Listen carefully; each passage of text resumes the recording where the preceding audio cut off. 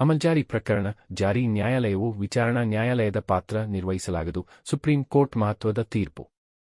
ಈ ತೀರ್ಪಿನ ಕುರಿತ ಒಂದಿಷ್ಟು ಮಾಹಿತಿ ಇಲ್ಲಿದೆ. ನಮಸ್ಕಾರ. ಇದು ನಿಮ್ಮ ಕೋರ್ಟ್ ಬೀಟ್ ನ್ಯೂಸ್.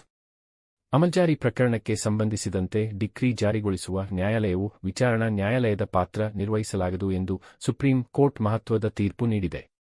ಸುಪ್ರೀಂ ಕೋರ್ಟ್ನ ನ್ಯಾಯಮೂರ್ತಿಗಳಾದ ಶ್ರೀ ಪಂಕಜ್ ಮಿತ್ತಲ್ ಮತ್ತು ಪ್ರಸನ್ನ ಬಿ.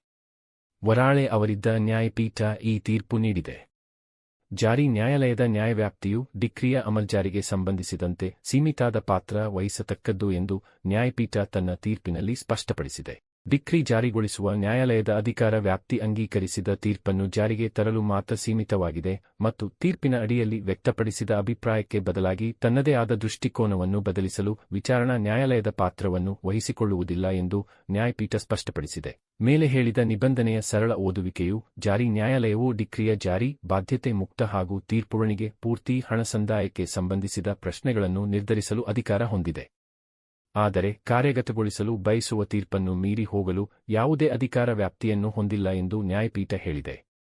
ಡಿಕ್ರಿಯ ತೀರ್ಪನ್ನು ಬದಲಾಯಿಸದೆಯೇ ಅದನ್ನು ಹಾಗೆಯೇ ಕಾರ್ಯಗತಗೊಳಿಸಬೇಕು. ಜಾರಿ ನ್ಯಾಯಾಲಯದ ಅಧಿಕಾರ ವ್ಯಾಪ್ತಿ ಅಂಗೀಕರಿಸಿದ ತೀರ್ಪನ್ನು ಜಾರಿಗೆ ತರಲು ಸೀಮಿತವಾಗಿದೆ ಮತ್ತು ತೀರ್ಪಿನ ಅಡಿಯಲ್ಲಿ ವ್ಯಕ್ತಪಡಿಸಿದ ಅಭಿಪ್ರಾಯಕ್ಕೆ ಬದಲಾಗಿ ತನ್ನದೇ ಆದ ದೃಷ್ಟಿಕೋನವನ್ನು ಬದಲಿಸಲು ವಿಚಾರಣಾ ನ್ಯಾಯಾಲಯದ ಪಾತ್ರವನ್ನು ವಹಿಸಿಕೊಳ್ಳಬಾರದು ಎಂದು ಕಾನೂನಿನಲ್ಲಿ ನಿರ್ಧರಿಸಲಾಗಿದೆ ಎಂದು ನ್ಯಾಯಪೀಠ ಪುನರುಚ್ಚರಿಸಿದೆ. ಪ್ರಕರಣದ ಶೀರ್ಷಿಕೆ ಮೌರಿಸ್ ಡಬ್ಲ್ಯೂ. ಇನ್ನಿಸ್ ವಿರುದ್ಧ Lily Kazrooni Lily Arif Sheikh.